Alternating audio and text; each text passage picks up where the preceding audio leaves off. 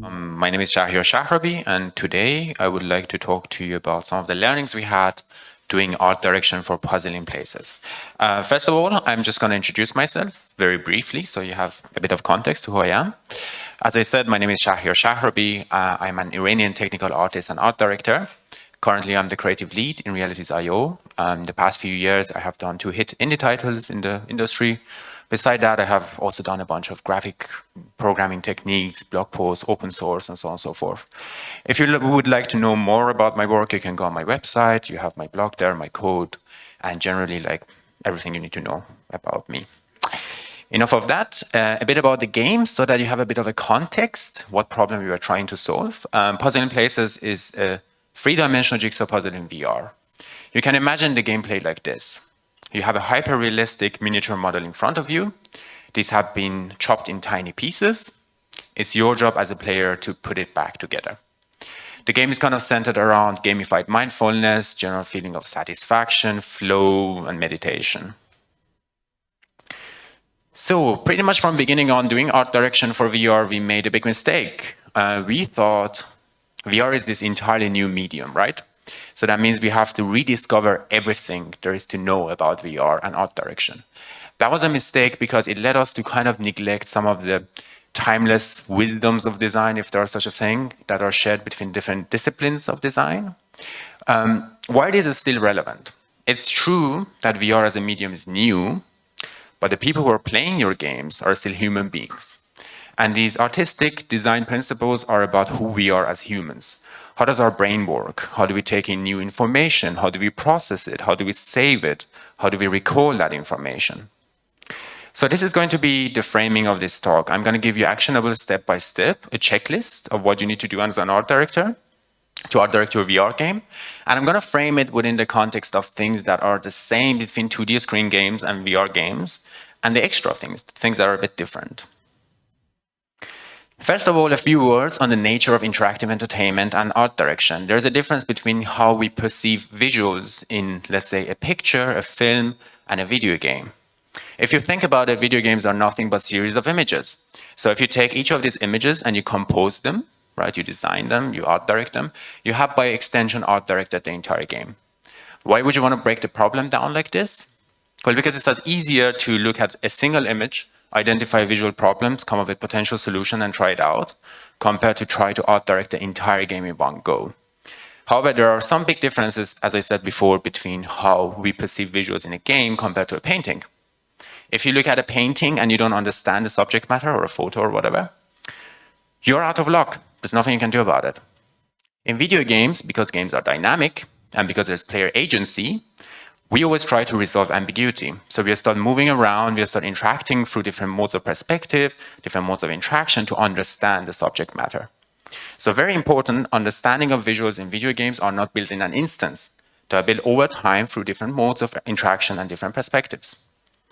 Second big difference is the matter of gameplay. By designing gameplay, you give the player a problem to solve. You give them a challenge, right? And the way our brain works is that when you define a very well-defined goal, everything that comes afterwards, every new incoming information is ranked and assessed based on relevancy to that goal. So things that are important for that goal, we would notice strongly, and things that are not important, we wouldn't notice. A good example of this is the map Train from Counter-Strike. There is this vantage point there, which I have marked. If you look at that as a 2D image, as a photo, chances are you wouldn't even notice it. There is nothing visually striking about it. It's not high in contrast. It doesn't have interesting shape design. But Counter-Strike is a game about territory control, among other things. And in a game about territory control, vantage points are very important for the gameplay. So if someone goes into that space, they would immediately look there, even if it's not high in contrast, right? So very important, our understanding of visuals in games is also very much based on the context of gameplays and what we are demanding of the player. Okay, with that, we get to the first item of the art director's checklist. Just like in classic 2D games, in VR games, you're still designing for legibility. Legibility is about effective communication. There are a series of ideas you would like to communicate to your players, right? And legibility is about doing that well, basically. It's very simple. It comes down to one of the two things. You're either boosting signal you identify what is important from my player and you make that very dominant, or you're reducing noise. You identify things that are not important for your player or for the game, and you make them kind of blend away, you make them unimportant. The first thing you need to do, you need to figure out, okay, from section to section in my game, what are the things I'm trying to communicate to the player? What are the core messages? It's a very important question. It doesn't just come from art direction. It can come from narrative. It can come from the playing style of the player. But more often than not, it actually comes from gameplay. There's this diagram I love to make whenever I'm making games. It's called the game loop diagram. Game loop diagram is about this. You put yourself in the shoes of your players and you ask yourself, what distinct mode of interactions does my player have with my game as they're going through the game loop? What am I demanding from them? How does that change from time to time? And what is it that they're explicitly doing? This is an example from our game, which is a very classic jigsaw puzzle game loop. It starts with the player taking a piece, looking at it, asking, have I seen this pattern, this visual pattern somewhere before? If yes, attempts to connect two pieces that are matching. It's either successful, which we need to confirm, or it is unsuccessful, which the player will just put the piece somewhere else for future use. Our game loop is very, very simple. Chances are yours is a lot more complicated. You could have several parallel game loops. You can have meta game loops, overarching game loops. It is still very important to make these diagrams because you need to understand the problem space if you're trying to solve it. There's no other way. If you really pay attention to the game loop, you would notice something interesting. We are demanding very different things from the player at different time, right? And if effective communication is about taking those concepts and bringing it to the player, if what you're trying to communicate has changed, your visuals also need to change, obviously. On that front, there is something I like to call the importance hierarchy table, which is you go to these distinct snapshots of your gameplay and you ask yourself this: what is the most important thing for the players to know right now? What is the most important thing for the player to see? You fill this table up, and what you have now is a visual problem. You go to your designer with a visual problem, you say, hey, I need a series of visuals that communicates this and this and this, and they come up with a visual solution. Very straightforward. Example, in our game, we have this state of the player attempted to connect two pieces, and it was successful. So first of all, we need to confirm it was successful. Second, this is a good thing. This is a positive thing. The game progressed forward. For this visual problem, we decided to use an expanding wave going out from a center. But you can also imagine there would be endless number of other solutions that we could potentially come up with. A sister concept to the importance hierarchy table is the read hierarchy table. If the importance hierarchy table is about what the player should be seeing when they're looking at the visuals of your game, the read hierarchy table is what the player is actually seeing. Every image has an inherent hierarchy inside. That's just how our brain works. We look at something, we try to decipher it, we group certain things together, things are important, not important, and so on and so forth. Your job as an art director is to look at the read hierarchy table and the importance hierarchy table. If they are not parallel, you start iteratively changing the visuals of your game until what the player should be seeing is the same as what the player is actually seeing, what is actually visible. So you're basically moving things up and down the read hierarchy table. A very good example of this is the game Transistor from Supergiant Game, a game with brilliant art direction. You can study that. You notice that these two screenshots they look very different from each other, despite being from the same game. The reason for that is in one of the states, environmental storytelling is very important. So you can see the city, you can see all the details and so on and so forth. In the other one, however, in the turn-based combat, the most important thing is where is the player, where are the enemies, how many action points do I need in order to do something, right? The game recognizes that the importance hierarchy table has shifted, and what they do is anything that's not relevant to gameplay is beautifully just blended to a uniform color. So readability goes up very much. I mentioned that you need to move things up and down the read hierarchy table. How do you do that? The concept behind this is very simple. It's not simplistic, it's not easy to use, but it's very simple to understand. And I'm going to repeat this many times throughout this presentation. It has something to do with contrast and affinity. Whenever something differs compared to its surroundings, or it has contrast to its surrounding, it sticks out. Our brain understands it as its own entity, right? Opposite to that is affinity. If something is similar to its surrounding, if it's affine towards its surrounding, the brain kind of groups everything together and it's not recognized as its own entity. So if you want to move something up the read hierarchy table, you need to increase contrast. If you need to move something down the read hierarchy table, you increase affinity. Very straightforward. How do you use this in video games? In a million different ways. If you have, let's say, an NPC that's kind of important, you could, for example, make it stand out by doing high contrasty red color, and the player immediately knows this is an important NPC, I can interact with it.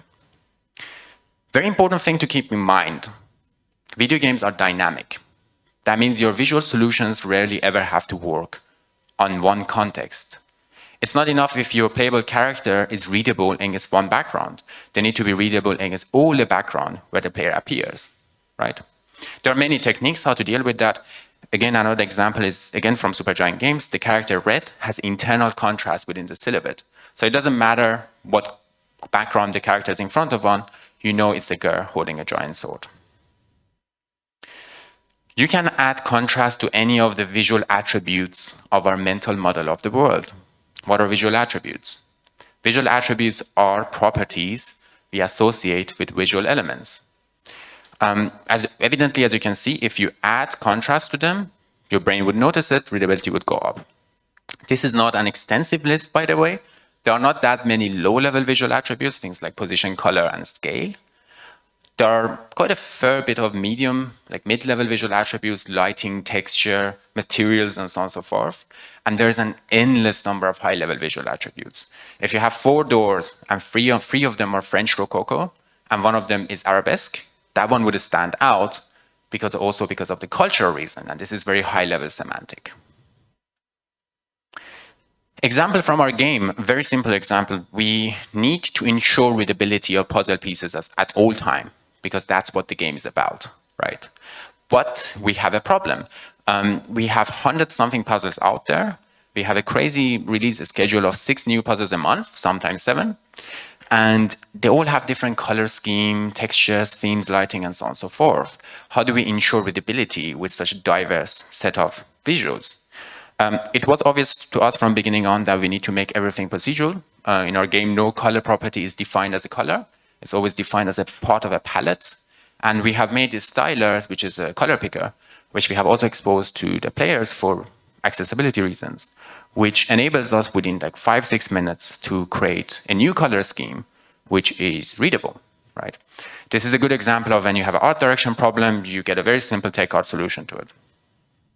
So that was item number 1 in your checklist, designing for legibility. That is the most important thing when you're art directing your game. If you have bad legibility, you don't have an ugly game, you have an unplayable game. And that is infinitely worse. Second item is designing for emotion and emotional resonance. Just like there are concepts you want to communicate to your player, chances are you want your player to feel a certain way when they're playing your game, right? And you want these feelings to be appropriate to the rest of your gameplay. If your game is about sad things and your visuals are happy and exciting, that's not very appropriate. So you want to create resonance. You want to align what you're saying with how you're saying it. Super simple. The question is, first you need to figure out what emotion does my player should have at that spot in the gameplay. That's a different question. Second is, you have figured that out. How do you shape emotion in the mind of your viewer? Again, very simple concept, has something to do with how our brain works.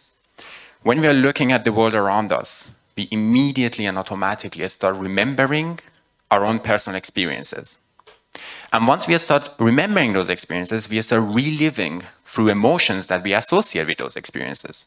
Super simple. So if you want to make someone feel free, remind them of blue sky. If you want to make someone feel warm, remind them of heat and fire. Very simple stuff. What is not so simple is to figure out the association maps. This is the map of, okay, what visual reminds who of what, and what emotion is associated with that. The first tip for that is very generic. Just go out there and touch grass, basically. As a designer, you need to live your life. You need to have shared experiences with people you're designing for in order to shape their emotions. There's no other way around it, right? Because your experiences is the compass that tells you how the player would feel when they see a certain thing. So go and travel, pick up hobbies, go and dance, play an instrument, I don't know, whatever is your cup of tea. If you don't want to go out there and touch grass, I mean, you need to do that still, that's just a joke. Mood boards are amazing. Mood boards are really good. The idea behind mood boards is you look at a series of images that make you feel a certain way, the way that you want your game to feel once you're done designing it. Once you have done that, you look at these images and you ask yourself, why do I feel that way, right? What you're doing is you're extracting abstract lessons from these images and you simply apply it back to your game's visuals. For example, the image there looks very satisfying to me. Why? Probably because of the rhythm, the mathematical simplicity, the compartments, and so on and so forth. So what do we learn from that? Whenever I'm placing something in the game world, I make sure it's rhythmically and geometrically placed in a way that is simple to understand. Or the image there is very airy, it's very fresh, it's very open. As I said before, probably because of the association with the color blue, sky, sun, yellow. So what do? We take that and we make that the main color scheme of our game. The image there feels very inevitable to me. Inevitability in composition is about looking at something and thinking, that is its final form. It could not have been any other way. This was the perfect form. Why? Because of the circle, probably. The circle is the perfect geometrical shape. You cannot modify the circle without it stop being a circle, right? So what do we learn from that? We make the circle our main shape motif in the game. We repeat it on the ground, we repeat it in the tools, and so on and so forth. So, just like in 2D games, in VR games, you're still trying to engage your players visually, right? How does that work? Certain visuals bore us, certain visuals are interesting. Again, something to do with how our brain works. We are pattern spotting machines. We are constantly trying to identify visual elements in the world around us. And not just that, we're also trying to understand the relationship between them. Why? Because if we understand our surrounding, if we can decipher our past, we can project it into the future, and we can predict the future. Super simple. And that increases the chance of survivability. So, but there's an interesting second order effect. As long as your brain is looking at visuals and trying to figure out what are the elements, what is the relationship between them, your brain is paying attention. Your brain is engaged. The moment the brain says, yo, I have figured everything out, there's nothing more to see, the brain disengages, it gets bored. So the key to visual interest is variation. Super simple. You need to add a lot of tiny elements for your brain to discover and a lot of interesting relationship between them that keeps the brain kind of engaged, like how you would a child or something like that. Example from our game, we have these animations we add to the static puzzle pieces, which are quite complicated for us to do. We have everything on single draw calls. These are all done in vertex shader. Everything is reconstructed mathematically. I won't get into that, but because these are done mathematically, we can ensure that each chime moves in a unique way that relates with every other chime, but is not identical. And also we ensure that chime movements practically never repeat themselves. These chimes are very captivating to look at. You can sit there and look at them for a very long time. Or the subject matter. Games are doomed to become boring after a while, just by design. You're giving the task to the player, go and explore the game. And they go and explore the topology of the game system, they figure everything out, they get bored, they move on. We try to mitigate that by making sure that our subject matters are different colors, different cultures, different subject matter, different fields, moods, so on and so forth. A very important concept to keep in mind when you're designing these visual interests is harmony and chaos.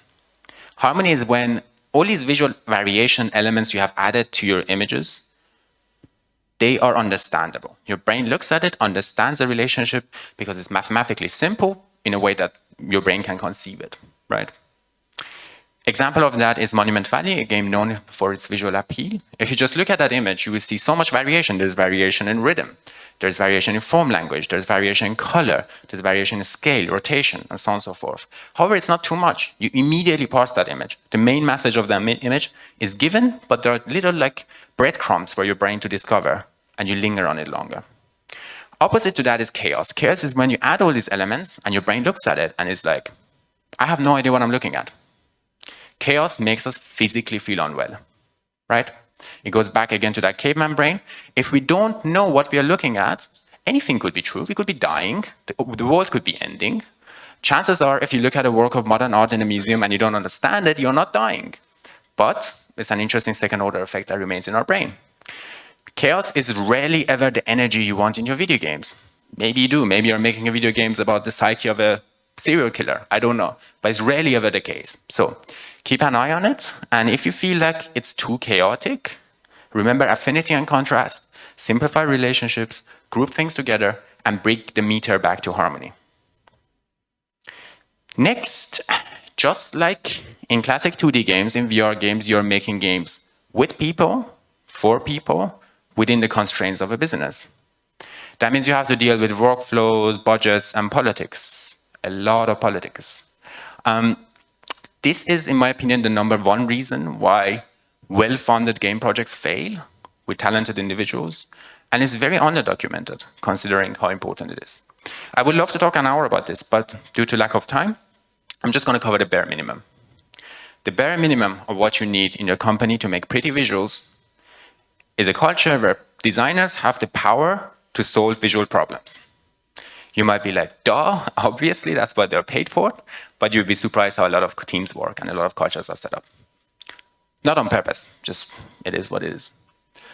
So what does that mean? That means you need to have clear path to decision making. How do you make decisions about visuals? You need to have ways to well-define problems to begin with, right? You need to have system of accountability so that people who can make choices are assessed on it. You need to have minimizing micromanagement and so on and so forth. We don't have a large team, so we don't need a very sophisticated workflow, let's say. I stole this workflow from motion design, an industry with crazy deadlines and a lot of projects and so on and so forth. It has like this separation of briefing, execution, and evaluation. I'm going to focus on briefing. We do this kickoff meeting with a thing called briefing document, which is an alignment paper.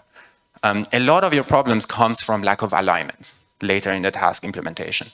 So there are a lot of items in there. I can't cover all of them, but the most important thing is you need to explain why you're dedicating budget to this task. That's the most important thing. And only 2 things are allowed there. Either you're solving a problem or you're chasing a desired business outcome. For example, you want to increase your click-through rate by 10% or higher, whatever that can be, right? You never, ever, ever put an output there. Never a solution, which is very typical. The person who's creating the task might say, as a user, I want to try out dinosaurs in my game. That is not a problem. That's not a business outcome, right? Because get this, it's the designer's job to figure out how to solve the problem, not the person who's making the task. So other stuff there, deadline, time budget, so on and so forth. Another important thing is explicitly stating who the stakeholders are. Stakeholders are people in your company and your game that have the power to veto certain solutions or people working on these type of tasks in the future. They are in charge of the various part of your game, right? It's very important that trust is cultivated between task owner and stakeholders. If there is no trust, one of the 2 things happens. Either there's micromanagement, which is terrible for everyone, or there's emotional escalation. Those are those long meetings where everyone said a lot of things, everyone is tired, but nothing happened. So that's the emotional escalation. Last but not least, as I said before, you need accountability. This is not to penalize mistakes. That's not good for creativity. This is so that if someone has the power to choose between A and B, they can look back later and ask themselves, was that a good choice? If yes, they learn something new. If no, they learn something new. Win-win. So now we get to the pure VR part, the extra things you need to do that you don't have to worry much about in 2D. The first one is higher player agency. Every VR game just from default has very high player agency. Why? Because you're putting a camera on a person's head and you're letting them interact with the world with their own body. That's fantastic news for the players. Everyone knows how to use their own body. That's very bad news for you because you have way more edge cases to cover now, right? Someone could be clipping through every geometry in the game and there's not much you can do about it, right? Whenever I have to deal with high player agency, the first thing I ask myself is, do we actually need this? Is it important for the game mechanic? Is it a marketing hook? Because if not, accepting sensible constraints is the cheapest, fastest, and easiest way to beautiful visuals, always. It's always easier to cut than to add, right? For example, in Puzzling Paces, we decided very early on, the game should be playable with one hand, one controller, one button, seated, 180 frontal view, No need for movement in real world or in VR. That's quite a crazy constraint for VR because VR is 3D. People are like, wow, look at this. We can put a dinosaur in the air and there's a menu behind you and there's a little puzzle piece flying under the rock. But why? If it's not serving your game, why would you want to do that? We also don't make 2D games like this. Just because the computer can do many things, we don't enable the players to do all of that just because, right? So you need to remember the fidelity contract, which is the agreement between the player and the game world on what's possible, does not need to extend to all the potentiality of what VR can promise, right? So the way we made this possible was through a bunch of different things. For example, through the game design, through the UI and UX. We didn't put anything important behind the player, for example. But part of it was also art direction. We were coming up with these environments around the player where they are playing at the beginning. And we thought, okay, let's put beautiful things there. We put mountains, there was moving fog, there was a tree of life. It was beautiful, and it was a terrible idea. This is such a bad idea. Why? Because you're creating an internal conflict in the player. You want the player to stay there and puzzle.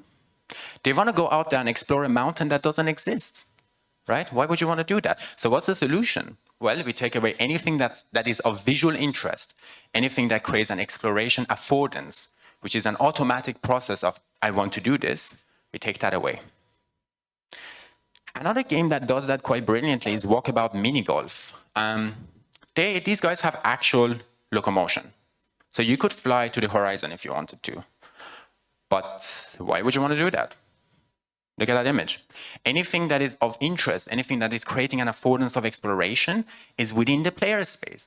And that is amazing news because the team put the budget, energy, and effort to making sure that looks good from all modes and perspectives. As for the rest, would you fly 2 hours to explore different shades of green in the mountains? No one does that. So let's say you ask yourself this question, do I need all this player agency in my game to work? And unfortunately, your answer is yes. First of all, I am very sorry for you. That is a very difficult problem to solve. But not all hopes is lost.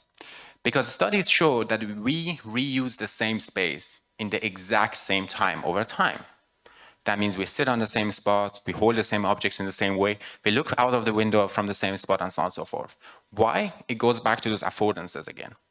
We look at things, automatic processes get kicked off in our brain, and we just act on it. Super simple stuff.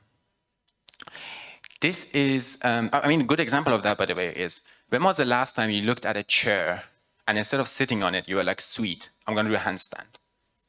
You haven't done that since you were a child, have you? Or you look at a corridor and it's empty and you're like, I'm going to walk down this corridor, but so uncomfortably close to the edge of the wall that my shoulders keep touching it. Absolutely no psycho ever does that, right? Amazing news for city planners, interior designers, architects, and VR art directors, because otherwise it would be impossible to design for these high agency spaces, right? What you need to do is figure out what do the majority of people do with my space the majority of the time. So you're trying to find out the distribution curve, and you focus on the 95%, on the 90%, right? So you make sure that from those points of perspective, from those modes of interaction, the game looks good. As for the rest of the 5%, you win some battle, you lose some battles. There's always going to be someone who's going to backflip through your game. And the game is going to look aesthetically terrible to them. But you should not put budget to try to make sure the game looks good when someone is like crawling through the level. Speaking of prioritization, not every visual solution is created equal, especially in VR. If you have a visual problem and you decide to use the background color to solve the problem, it's a fairly global solution. It doesn't matter what point of view you're looking at, the problem is solved. But let's say you decide to use line motif, which is the careful arrangement of lines on a 2D screen. Terrible idea, because the moment you start moving your heads around, as players do, your solution literally crumbles down, right? So keep that in mind that video games are dynamic and VR is very high in player agency, and optimize for solutions that are maybe solving the problem more than once, maybe solving the problem in several different contexts. Next is the matter of depth. When you look at a 2D image and you're like, oh, there's depth, that's a trick. I hope that's not news to you. It's usually through like aerial perspective or through foreshortening or layering and so on and so forth. In VR, however, you have stereo depth. Each of your eyes is receiving a different image, and that changes everything. It changes everything about how we perceive all those visual attributes I talked about. Textures look different, size looks different, lighting looks different, so on and so forth. But on top of that, you have an extra dimension to play with, right? You have now an extra visual attribute, the attribute of depth. And you need to design for that, just like you design for any other attributes. So things like contrast and affinity and readability, emotional resonance and associations, visual interest and variations. You need to also apply that to depth now. Example, after we figured out that we don't actually want people to go out there and explore mountains that don't exist, we thought, how about we make a little room and we put the player in it and they have everything they need within their hands, like arm reach, and they can just puzzle. Also a terrible idea. We just had so many of them at the beginning of the development. But that's normal. One terrible idea at a time, you get to a good game. What was the problem? Claustrophobia. Felt terrible to be in that space. No one wanted to be there. But we discovered something accidentally, which was interesting. We used the same color for the walls. That was the sky color before the walls were there. And readability went down. It was harder to recognize the puzzle pieces. I thought, like, why is that the case? The color is the same. Well, it's obvious. It's because of depth. Before, there used to be a few hundreds of meters of distance between the puzzle piece and the next plane of depth. Now it was only a few millimeters. And contrast in depth makes things readable. Affinity in depth makes things group together. Or I talked about noise and harmony and chaos and so on and so forth.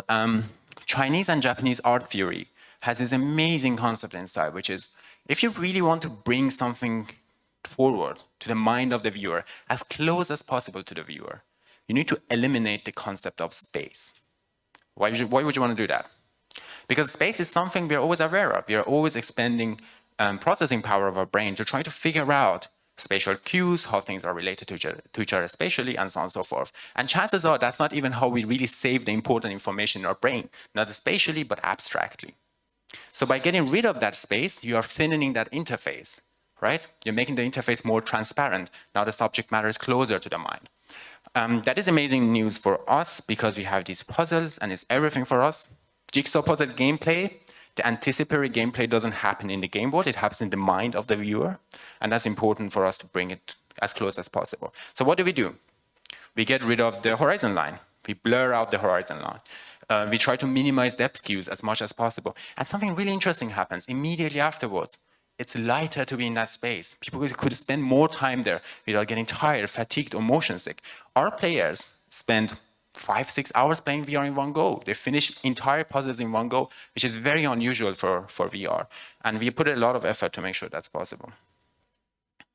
Next one is very unfortunate. It's an asymmetry between how you play the game with real depth and how you market it with 2D marketing materials.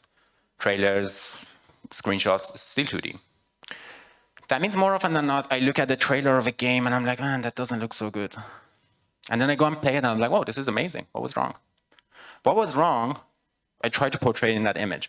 I would never greenlight that image for a press kit or whatever. It's too chaotic, it's too noisy, it's too much ambiguity. I don't know where a piece is starting, where the other one is ending. It's not harmonic. There is absolutely nothing wrong with this image in VR. You put the headset on, it's perfectly harmonic. It's a very chill space. What's happening is that because of depth, your brain has this extra information to decipher things, right? So it's separating these puzzle pieces from each other. When you're projecting it on a 2D screen, what you're doing is you're getting rid of information, right? And that suddenly makes something that was harmonic, chaotic.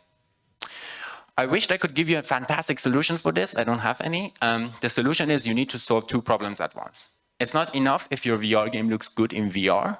It also needs to look good being projected or casted on TV, right? So, for example, that means that all the 2D composition tricks that you use in a painting and photos and film, you need to also use in VR game. We know roughly which direction the player looks at usually when they're playing the game because we track that. And we make sure that direction behind it is clutter-free so that if the player happens to take a screenshot or a gameplay video, it doesn't look terrible, right? Next is even more unfortunate. You're doing twice the work with half the budget. You're rendering 2 eyes, not one. And you're rendering in 9 milliseconds, not in 33 or 60 or whatever. And you're usually rendering on old mobile chipsets. That means as an art director, you can't just be like, I just came up with a solution as a concept art. The graphic programmer figures it out. The perfect graphic programmer is not going to figure it out. It's impossible. So you need to get really creative. You need to work together with tech art and you need to make sure that your solution is actually implementable. We don't use textures much, obviously. We don't do high poly, obviously. We encode everything in vertex attributes. We encode the same, like several information in the same number. We decipher it again mathematically in shaders. We do things like analytical transparency and so on and so forth. I won't get into all to that, but it's something that's relevant. So last, a bonus discussion about AR. AR and VR are always lumped together for good reasons. Stereo AR that's head-mounted shares high player agency with VR. But on top of that, it also has the real depth.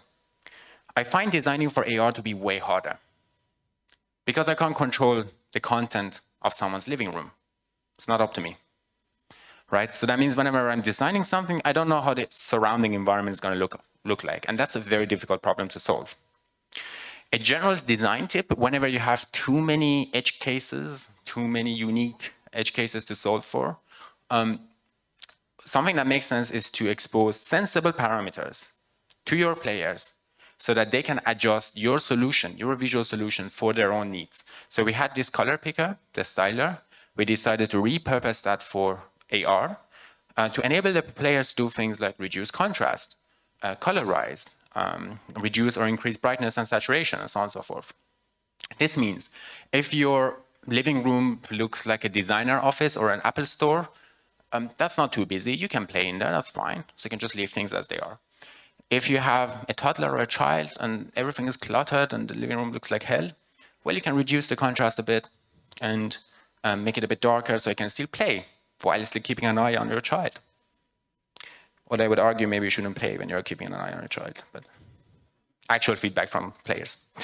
Anyways, next is the matter of the problem space. So the problem space that you don't actually control the environment of your solution is not unique to AR. This is not the first time this happened in the humanities history.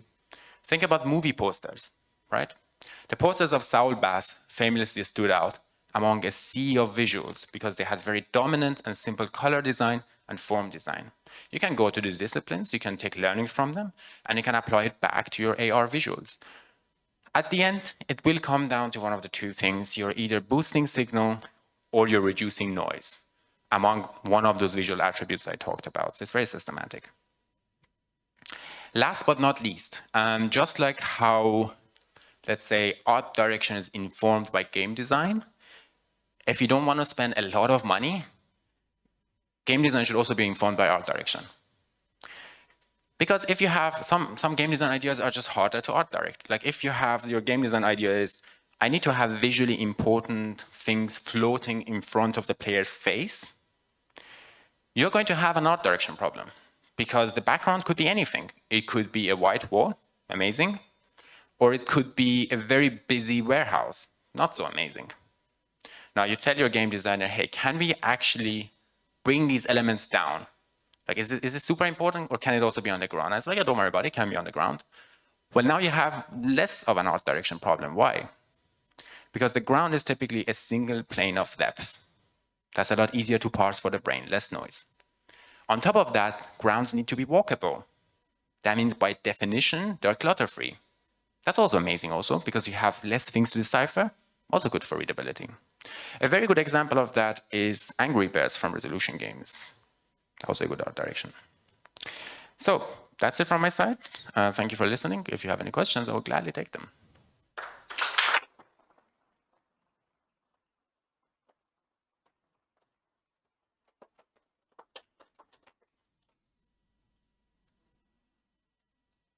Please. How long did it take you with Puzzling Places, you first had an idea, you boxed it or something like that, till the final product when you started getting. So with Puzzling Places, it started as a joke. We had a technology that chopped topology into equal size chunks for rendering purposes, for optimization purposes. And I was importing it in Unity and something went wrong with the transforms and it was all over the place. And I made a joke, because I didn't want to do it by hand, I made a joke that we should make a game so someone put it back together. And then we were like, wait a second, that actually sounds like a good idea.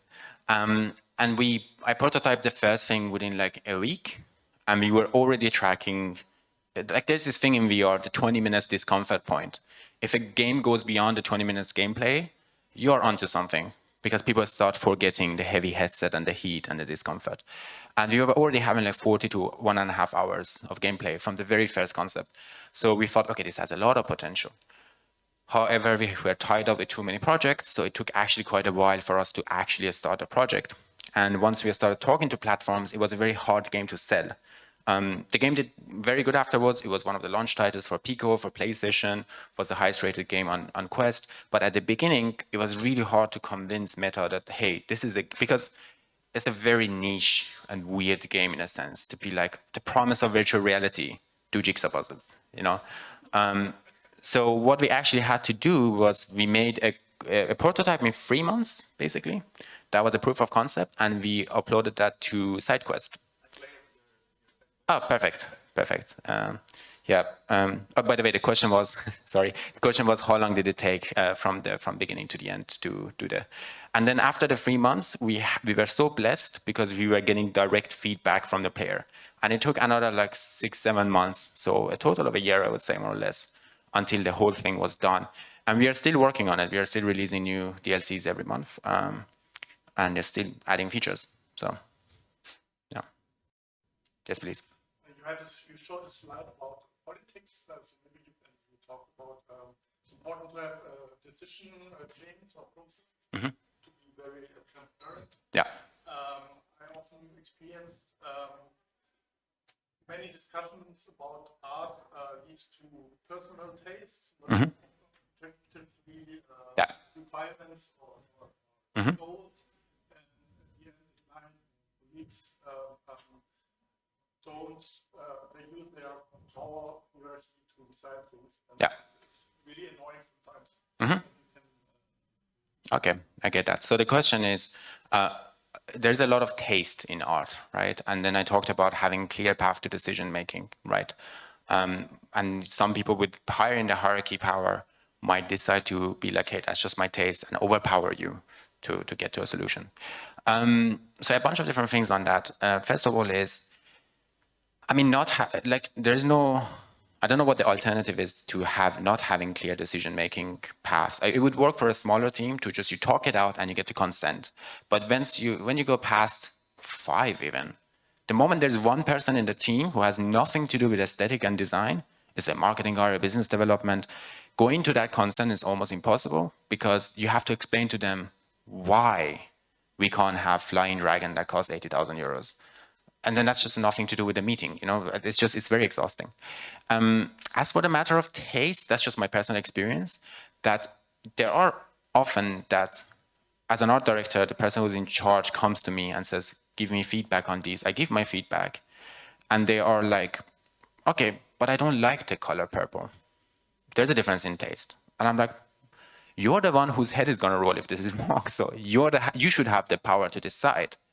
But never ever has it bothered me when the discussion or conflict is about taste, because it gets down to, okay, we both agree we are solving the same problem. We are just disagreeing on what's the best way to solve that problem. And once you have gotten to that level already, the different options are not between terrible and good. It's not someone who is saying, maybe we should reskin everything to bears. Like, no one is saying that, which is that, like, when the politics starts really hurting your team. It's like someone saying, I don't know if this should be a square or a triangle. And they're just different. And I think there, if you really empower the task owner and you really have accountability, it's only natural that that person gets to decide, because it's their responsibility, right? Regardless of how anyone feels about that. If you're interested to see how that would work in even a bigger hierarchy, I would really recommend Creativity Inc. from Ed Catmull, because he talks about the culture of Pixar. And in Pixar, the directors have absolute power. Like, it doesn't matter if Steve Jobs says do this and this, they're like, I don't want to, you can cancel the entire project, but this is my power, right? So I hope that answers the question. Yeah. Yes, please. Yeah, I was curious about like part with briefing details. Mm-hmm. When I was measuring methods. Yeah. And it said like standard metrics, and I was curious what are your Yeah. actual metrics? So measuring methods are very important to explicitly. So the question was regarding the measuring afterwards, and we had a thing with standard metrics. How do we do the measuring? Measuring methods are very important also to state explicitly from beginning on, because you need to tell people what you're going to test them on. And that's not just even in art, right? One of the main things where people get very defensive in like pull requests when you're doing programming is you ask someone to solve a problem, they come and you're like, but it's not running in 1 millisecond. And the guy's like, but you never told me that it's supposed to run in 1 millisecond. And they start getting defensive, right? So it's important to break tasks down in things that are actually measurable at the end. With the standard metric, we meant things like, okay, we look at things like click-through rate of the thumbnails. We look at from engagement from social media. We look at if they're picked up by journalists and public publications. So we have this set of things. Generally speaking, in measuring methods, you have two fronts. You have quantitative measuring and qualitative measuring. Quantitative measuring is the easiest, like click-through rate. It's very absolute. There's nothing to be ambiguous about. It's either higher or lower. Very simple, and it's very easy to learn from. Qualitative one is a lot harder because, I don't know, like for example, you might decide to make a decision that is very, very valuable to a very small number of people. So you're increasing the value of this thing by like 100% for like 10% of your players. And all they can give you is a like button. They can't do more than that, right? But that means something. That is more worth than making a decision that people like 5%, but 90% of people like 5%. That's also a like button, right? So these qualitative things is the very tricky one. For that, you do interviews with user testing and QA. You identify personas, you try to find those personas, you need to have access to them, you test things with them, and you have in-depth interview. You would involve your designer, your programmers, really try to understand what was the effect of whatever we just made on our target audience. Any other question? Profitability. Mm-hmm. We usually release that on Steam or something first, and then in the MetaQuest, right? So the question is regarding the profitability of the game. We did not release that on Steam. Steam has a very specific audience. And if you have a game that matches that well, those are people who are really into VR, they have high-end PCs, they really like things like, I don't know, guns and stuff like that, and excitement. And so there are VR devs that have done fantastic on Steam, and there are people who are like, it wasn't worth the port, right? For us, it was a tricky situation. The thing with Meta was, jigsaw puzzles have a somehow older demographic. So our average age is like 40 something, right? So that's why we really liked MetaQuest as a platform, because it gave access to those people who don't have PCs, who have never played games before. It's a very interesting target audience to design for. So that's why we just decided to go to Meta from beginning on. And that was a good choice. In the future, maybe we do on Steam. Yeah. Yeah, absolutely. That's returned the investment many times. Yeah. Any other questions? Yes, please. When we talk about art direction and readability, Mm-hmm. obviously focus on the visuals. Yeah. What do you think where integrates the readability with the other senses, such as sound or especially haptics? Mm-hmm. Okay. So the question is talking about readability. I just talked about the visuals. How about things like haptic and sound and so on and so forth? That's a very good point. As a matter of fact, actually, this is just a partial view. What I'm giving you is a lens. And this was only like 5, 6 items of my own checklist that goes on for like 15 or 20. I don't have time to give the entire things, but I never talked about motion, for example. Right? Motion is change of attributes over time, and those contrast, affinity, and stuff like that also apply to that. Sound is a very good point, for example. People asked us at the beginning, hey, the puzzle pieces feel hollow because they're so thin, right? Can you make that appear thicker? And we realized, we could write a compute shader that would take us 6 months, and we decided not to do that terrible idea once we saved ourselves the budget. But our sound designer said, hey, I'm going to put wood sounds. Right? And it just somehow the same visuals read differently, obviously. And usually when we are talking, and that's another reason why you should do these diagrams, like game loop diagrams, like the association map, why you should do the mood boards. Because when I'm talking to my audio designer, we are like together in synergy moving forward to what is the vision that we are trying to go for. And he can look at the diagram and he can understand when I'm trying to build tension, where it's important, what concepts are not important. And he builds resonance in audio that kind of enable things. And sometimes I can't do certain things visually, whereas he can do it in audio very easily, or vice versa. So it's a very good question. Yeah. Any other questions? Yes, please. Related to the team, VR is still new for people. Mhm. So they are used to Photoshop, Maya, Yeah. whatever the tools they use. Mhm. Then the project comes up with VR, they have this headset or this technique. Mhm. My experience, they are somehow lazy to use this and Yeah. still go on with 2D screens and give it to the programmer and then Yeah. see what's in VR. Yeah. Yeah, for sure. That is true. So the question is, or the statement was regarding how our workflows are still in 2D, right? So people are working in Photoshop, they're working on Figma or whatever, and they're designing things that is going to be viewed in VR. And maybe they get a bit lazy and they don't actually view that thing within the VR condition, and then they put it on and it looks different to what they expected. That's a very good point. And that's also another reason why accountability is so important. People stop being lazy and they know that they are going to be asked later, why did you mess that up? Again, maybe I make it sound as too penalizing. It's not. It's just about you try to do a good work, and you just need a system that gives you the incentive to do good work. And accountability does that. For example, when we are doing things in Blender, we have the VR plugin. So we actually look at the things in Blender before we even do, because we work in Unreal Engine and it's a bit complicated sometimes to, it takes too much time to do certain things. And we have made sure that we put enough time to make sure that when we do something in Blender, the colors and the visuals look exactly the same as after we have done a build with Unreal Engine. So we try to do a lot of that, and to a great degree, we don't even do, even when we are doing like 2D marketing materials, because some people see that in VR within the context of the menu.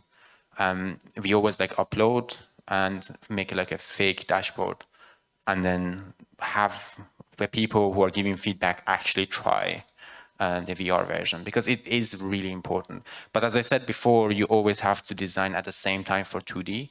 So it's not even a bad idea to start with 2D. Sometimes we start a puzzle or a concept for a feature with 2D to make sure that it is marketable in 2D. And then we work from there into VR, and then it looks good into VR. Yeah. Any other questions? Okay, I guess not. If you have any more questions or you would like to talk personally, I will be outside the door. You can just chat me out. Cheers, thank you.